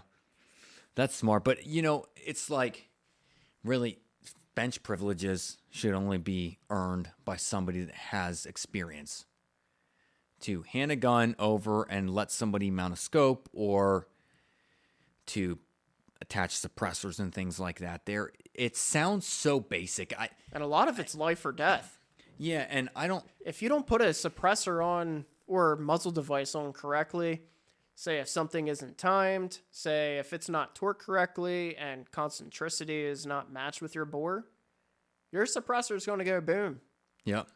Baffle strike, blow up, whatever.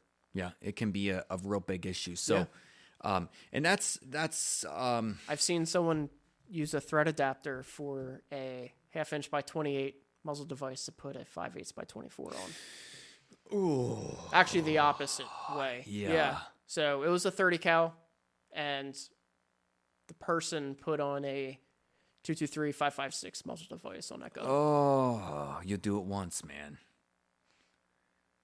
Luckily, it was caught prior. Yeah. But the problem is that you will have guys with bench privileges that don't know the knowledge to catch that, and that's when your shop's going to get sued. You're going to have lawyers contacting you. Yeah.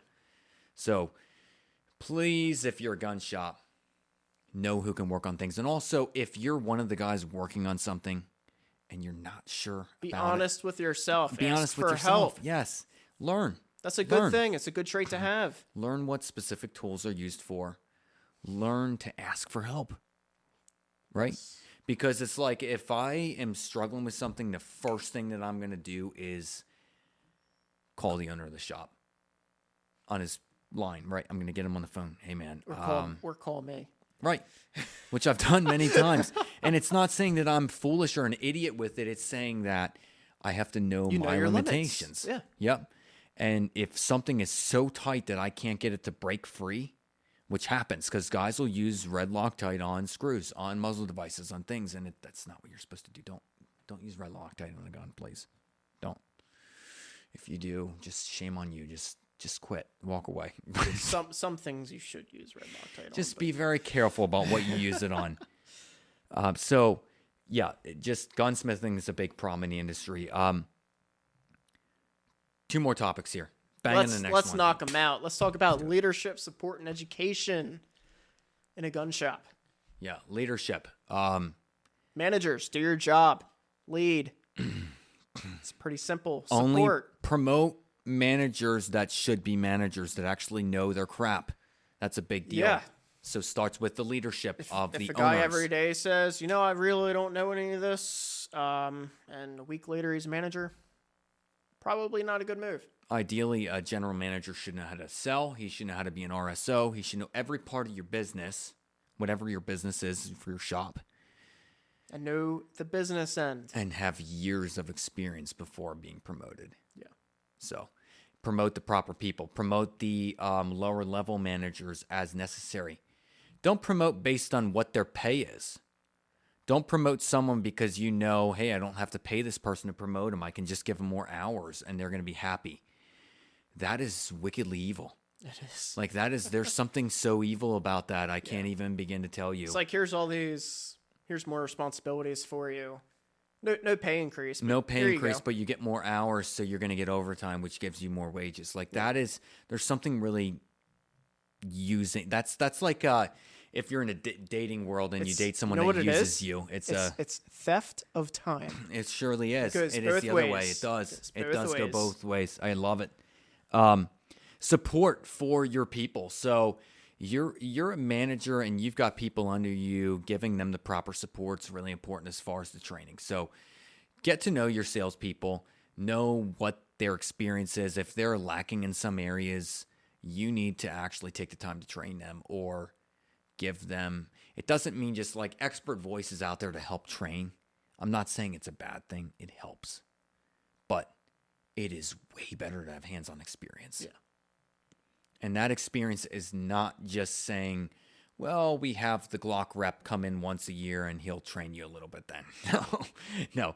Like, train him now. Put a half hour's worth of time in every morning before their shift starts. That's what your training manager should be paid to do. Mm-hmm. That's why you pay them a little bit more, too. Yeah. They're valuable, right? They know all the different products, so promote them. Pay them right. Okay. We understand. Let's move to the next thing. Last thing.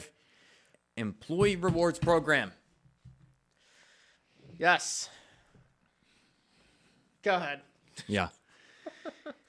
Employee rewards program should be there for employees to take advantage of yeah. and not be taken advantage of. Correct. Let's word it that way. Yeah, in the gun industry, there is many employee rewards programs. There's rewards programs from Ruger. That when you sell a gun like this, you log into a portal, you enter a serial number, you enter the date you sold it, what it sold for, whatever. You put some information in. Ruger gives you points. And why they do that is so that the employee, after selling so much product, is able to select a free firearm from Ruger. Okay? That's their reward, right? You're selling these guns, so we want to give you guns so you can, when you own something, you learn about it. Mm-hmm. It gives you incentive to actually do your job. To work hard at it, right? Yeah. It's like, it's a little bonus here and there, yep. Right? And if you're a gun guy, which you should be if you're in this job or career anyway, that's pretty important. Yeah. And honestly, it's designed to be for the employees. Let the employees get it. Yep. That's who should get it. The other thing to keep in mind is it can go the other way as well, because there's gun shops will have a lot of different employees that work there in different fields. And don't take this the wrong way, but look, if you're not the sales associate selling the gun, you deserve absolutely nothing. You don't deserve to get that firearm. If you want to get to that level, get to a sales position, right? Learn about the products, make yourself the value of what a sales associate is. The sales associates are not the same value as customer service reps. I'm sorry. No. They are not. It's just not how it works. So get to that, educate yourself. Tell people you want to learn to get to that point. Get down on the sales floor and sink or swim. Get into it. Like, if you can't do it, you don't deserve to get the free firearms from it. So it's just how it works. Do it. It's a very simple way to solve that. Capitalism. It is capitalism at its finest. So this topic's been so much fun, dude. But let's shift. It's been a lot of fun. It's been a lot of great topics. So let's shift over, talk Palmetto really quick. Okay. What is the news out of Palmetto recently? Palmetto has acquired AAC suppressors. Sweet. Which is awesome. Yep. They're doing like a silencer central sort of program where they're now shipping suppressors to your door after you file the necessary paperwork, of course, for now.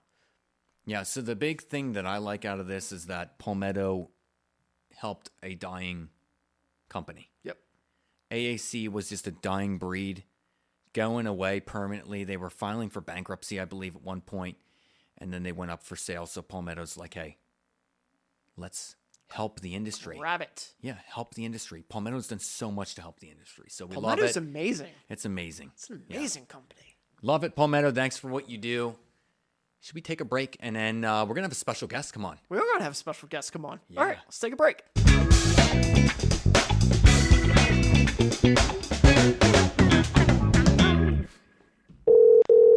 You recording?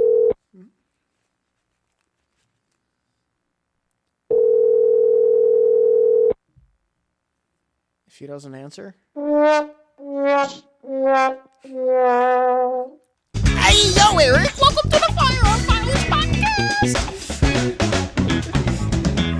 What's up, buddy?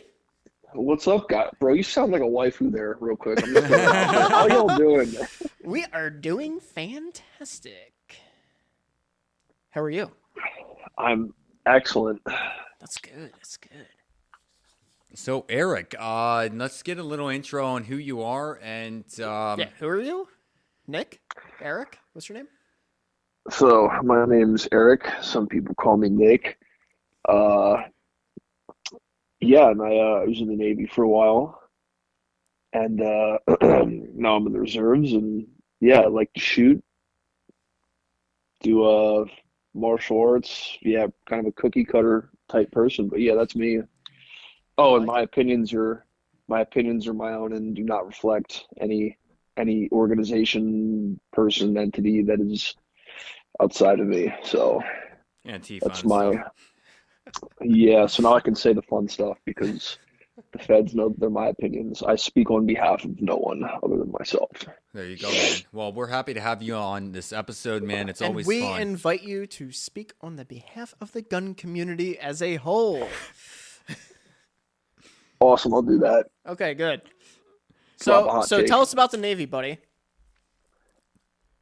Yeah, you get on boats and you work 12 to 14 hours a day, and then you get to a port and guys usually the first thing they do, they're like, all right, let's go to a restaurant and eat and drink. Sometimes they skip the eating part. Yep. No, there's good tourism, good travel opportunities. So there's that. And then I mean, yeah, that's the Navy. Interestingly enough, more of the Navy's on the ground than is on boats. So for you young kids thinking about joining, you can finagle your way out of being on a boat if that's not your thing. Now, I've heard a little bit of riffraff about the Navy lately, and I got to confirm if this is true or not with you, Eric. I heard you're going to be cutting the budget for Navy SEALs and starting a new division of the Navy called the Navy Otters. Is that correct? You'd have to ask the SEAL teams that. I like it. I had to throw that in there, dude. I saw this meme the other day, and it was freaking hilarious. It was this otter holding a water gun. I'm like, oh. You know, I think we know the perfect guy that's in the Navy to start that division, though. No offense or anything, Eric, but We are the Otters. yeah. Hey man, I'll start a team. And we have Yep. a great picture of you with some quad nods, bud. We do. And that's going to be the cover image of this episode, actually, because why not? It's the coolest. Yeah. Yeah, listen, girls try to say they have expensive shopping habits. That's 40 grand on a dude's head right there. True that, man. And it's 40 grand that you didn't have to invest. Yeah, I mean, didn't have to buy them. I'd give them back to the guy because, I wish those were mine. Yeah. Maybe I'll hit it big in crypto. How about a little gun talk, buddy? Yeah, let's do it. What's the first topic? Take us away. All right. Yeah, so we're going to talk about this has hit the media recently with the SIG talk with the 320. We have our opinions on it. There's a lot of opinions going around. SIG, I think, did a really interesting release to kind of stir the pot. Yeah. They stirred the pot. They really did, in a sense. And they kind of wanted to put the fear into other gun companies, too, to say, look, they're aiming at us right now, and you might think that's cool, but you could be next. Yeah. So what's your thoughts? I mean, obviously they're going after the liberal media is going after the SIG company as a whole right now for the 320, saying that it's dropping and will fire on its own. I mean, what are your thoughts, Eric? Just from the military side and also with your gun experience. So there's an interesting take that I had seen recently, and I think I think it's a very good balanced take, and that is when you're talking about a company like Sig Sauer that is interesting and validating, making products across so many different fields of the firearm industry, right? They've got precision guns, they've got handguns, they've got their AR style rifles, they're picking up military contracts.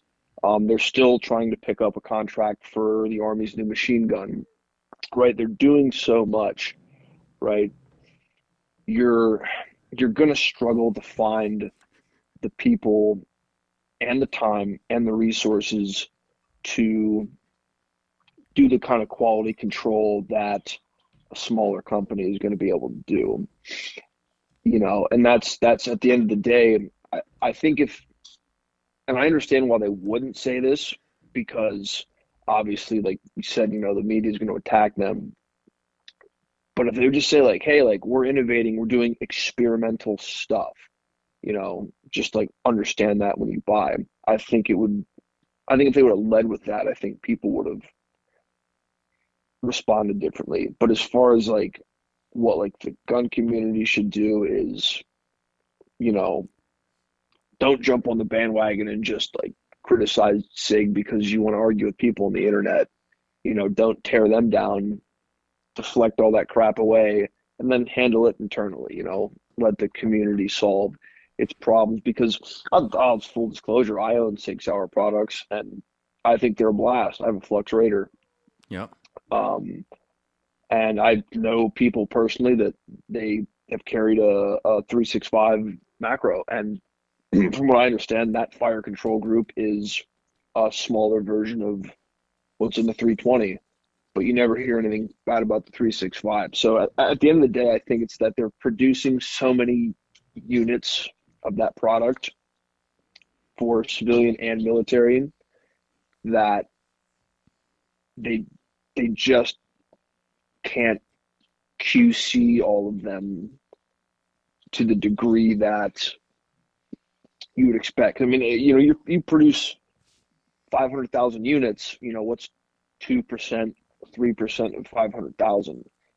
You're talking about firearms where, you want a sub 1%, rate of problems. 2% is a lot. But I don't think that makes it objectively a bad gun. Yeah. You just I think you should know that going in, that like, hey, like you might have one of the 2%. Just understand that. Yeah, so I think what you're making good point about is that SIG really has been targeted as a whole, because to be truthful, like if you drop a lot of handguns out there the wrong way and they hit the wrong spot of the gun, a lot of them will fire. So I think a lot of it's political, because SIG getting the military contract and the amount of money that's poured into their company, then because of that, it's just a lot of politics involved, which anytime a company gets a military contract, there's a lot of politics involved. Yeah, and what's it shown you? Like Colt had trouble having the military contract. Daniel Defense, do they still hold part of the military contract on ARs? Yes. Right. But they're specific just to that AR market, which is cool.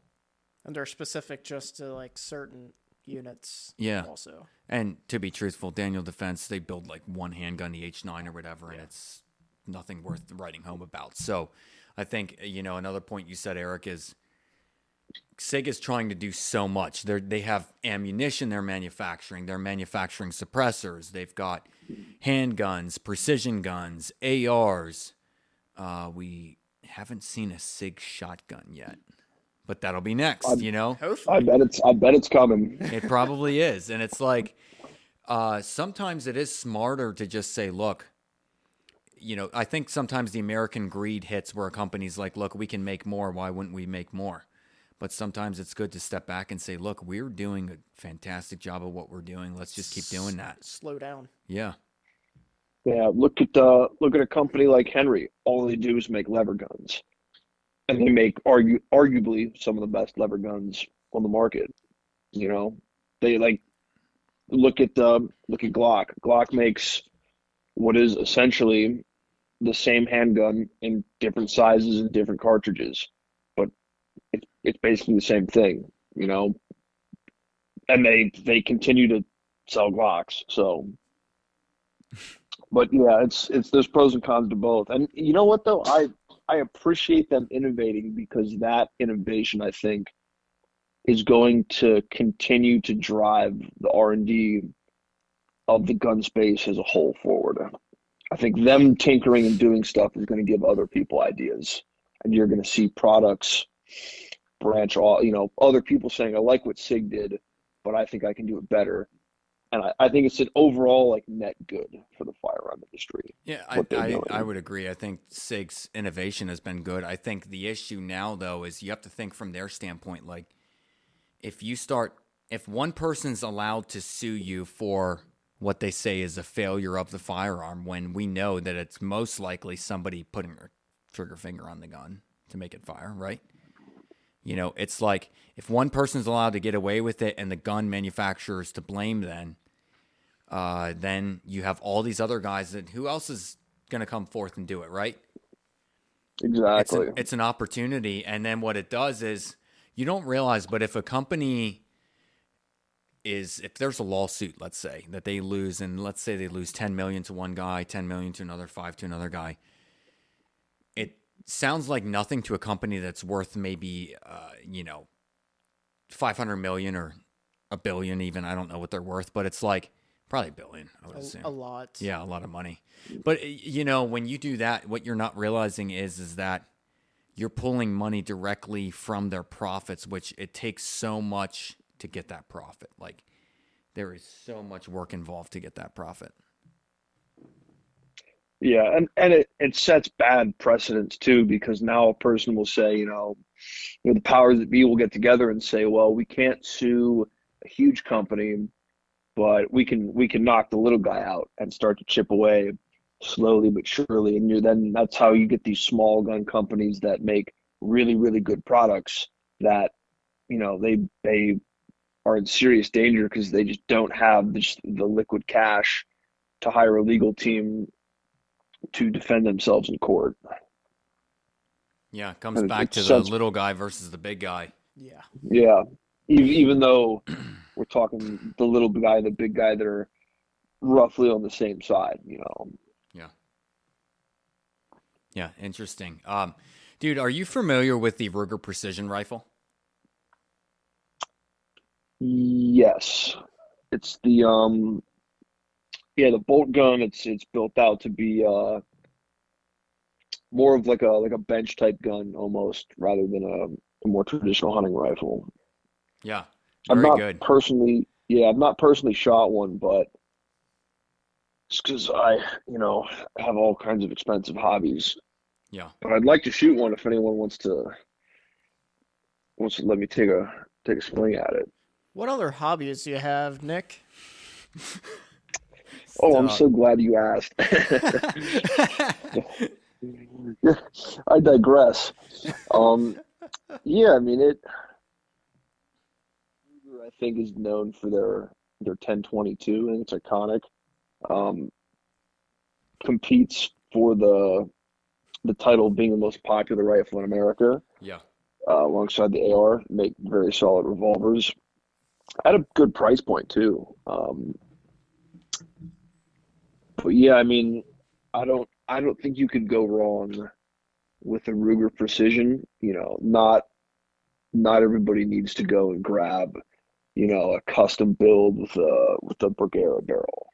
I think for a lot of people, a Ruger Precision, practical accuracy out to 700-800 yards is Absolutely. is what a lot of people need. Yeah. It's a great intermediate level bench gun.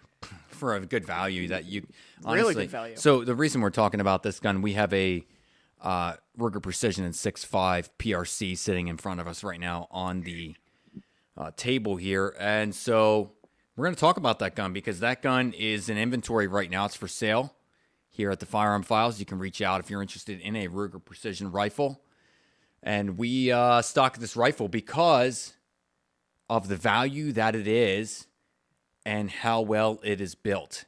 You're not wasting money on this gun.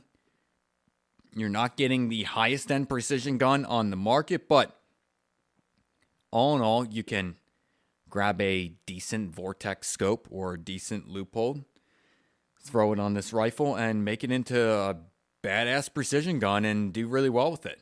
Yeah. Do you have anything to say about it, dude? What do you like about it? Dude, it's fully customizable. I love it. So when you say that, just talk about how you would customize this. Oh. Arca rail system is the biggest selling point. Factory threaded. Personally, I would take that rail off and put a new Picatinny rail for an optic. Put like a 20 MOA on. Longer? No, angled. Oh, you mean angled? Okay. So you don't run out of elevation adjustments. Adjustable comb and length of pull is a really nice feature. Full length M-lock. If you want to put I don't know what you would put on this other than a Yeah, I mean, the M-lock. bipod.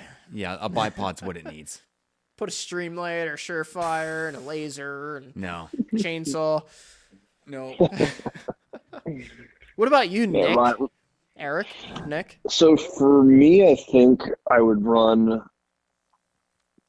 a suppressor, direct thread.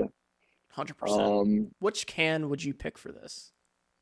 Ooh, that's a good question. I mean, Dead Air is a solid brand. That's the one that's coming to mind right now is Dead Air. But yeah, something on the longer, thicker side. Dead Air, more Nomad. baffles. Yeah, something like that. More baffles. Make it. You're not gonna diminish that crack, but you can make it very, very quiet at the muzzle, and that's what I would go for. The Nomad 30 long. Yes. The L. That's the Yeah, and then suppressor for that gun. Dude, this is awesome. for optics, Vortex has been my preference. That's what I've used, and it's done very well for me. And then I think what I would do is a little bit different. Is I would get a laser rangefinder that mounts on top of the scope rings, so that instead of carrying a piece of equipment with me that I have to tie to myself or put in a pocket that I can set down and forget, it's just on the rifle, and then just tape a push pad, and I can just go and I can get my own ranges and then just make adjustments. What about a red dot Just like that. on top of your scope? How do you feel about that? On a bolt gun, Yes, sir. For a close not range. so No, it's not for so close range. not maybe I could see an use case for it because there are techniques that have been taught to certain, I think Marine scout snipers were, when they had scout snipers, were taught this. There's a way that they would teach them to clear buildings essentially with their M40 rifles. So I could see an use case for like very niche situations, or if you're getting into a spot where you've got like, a 6 or an 8 power, like minimum magnification on your scope, and you want something that's 1x that you can scan at 50, 100 yards, or even out to 2 or 3, right? Get your dot on it and then come down to your scope. So there's certainly a use case for it. There's certainly work for that attachment to do on that rifle, but I wouldn't say that It's a that's a secondary. it's a secondary thing. You don't need that to finish building the rifle. Yeah, so It's just for kicks and if giggles. you're It's a PRS thing. it's a PRS thing, yeah. So I think if you're rocking Mhm. this gun and you're deploying this gun for any kind of battle situation, you also are going to have some kind of battle AR with you. There ain't no doubt about that. So it's like on this type of gun, I like your thought, Eric, that you run that rangefinder on top of the optic because you're reaching out there with this gun. It's nice to get that information in and have it right there, man. It lines right up with the bore axis. It's perfect, you know? Anyhow, we're going to move on to the next topic here, Eric. So, 10 millimeter, the cartridge, making a comeback in the industry. And recently, Ryan, what is new in 10 millimeter? Brand new gun out now. The Smith & Wesson FPC in 10 millimeter. Finally, after they teased us as a cruel joke in 40 cal. Why would they even do that? Just to piss us off. Mm-hmm. What do you think, Eric?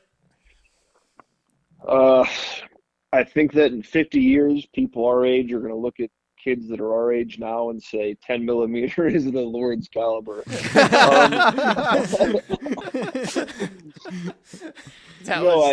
that. Great. True that.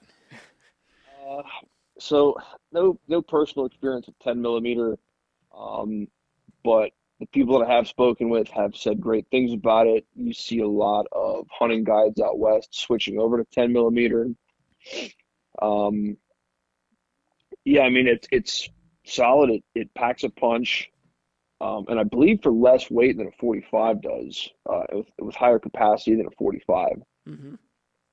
And I like it. It's just falls within this trend of what we've seen with the ammunition, where guys, these mad lads, are just getting after it, necking up, necking down cartridges, to make different stuff happen, and a lot of them miss. I think 10 millimeter is going to hit, and I think it's in a similar spot now to what 6.5 Creedmoor was when it came out, where people like it. It has a following. It absolutely performs as advertised, and it's just a question of, is the buyer's market going to expand to a point that the production market has a reason to expand to meet that? I think it's already expanding as we speak right now. I mean, ammo prices have come down dramatically.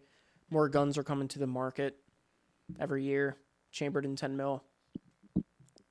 Yeah, and the FPC is just a good example of that, because the FPC in 9 is arguably the most popular firearm in the past 2 years as far as it's a bug out gun. It really is like a carbine style pistol caliber carbine. So, I don't know. I think it's awesome for Smith & Wesson to be doing this. They should have just forgotten about the 40 cal, in my opinion, but that's my opinion.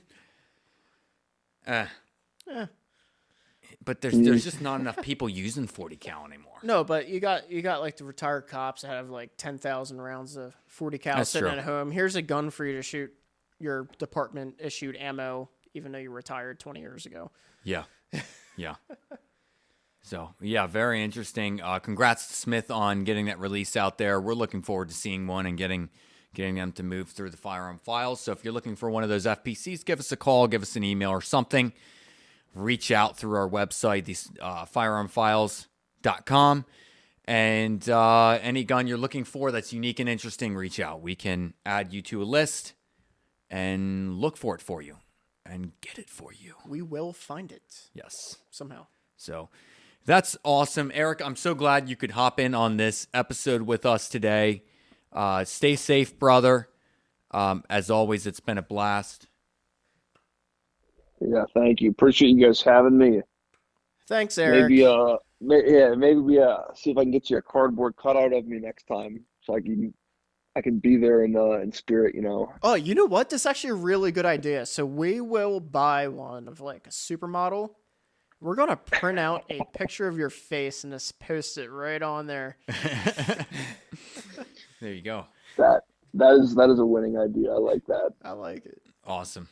Well, hey, buddy, take care, man. Appreciate it. Ryan, do you have anything before we sign off for the episode? I think that's it, bud. That's it, man. This has been a great episode. Yeah. And check out our website, thefirearmfiles.com. Hit that subscribe button on YouTube. Comment, share.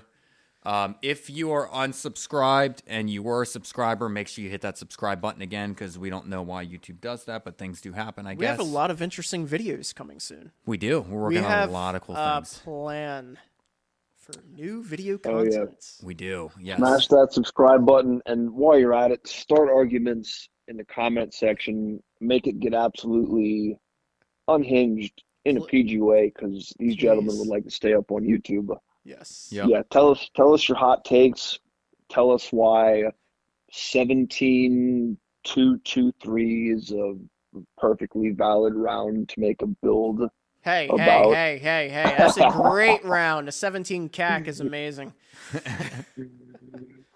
Yeah.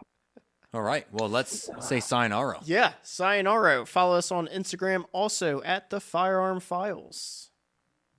And that's it. All right. We're all done. Hey, later. All right. Bye. Let's do it. Until next time, folks. Thanks for listening to the Firearm Files podcast. Have a good one.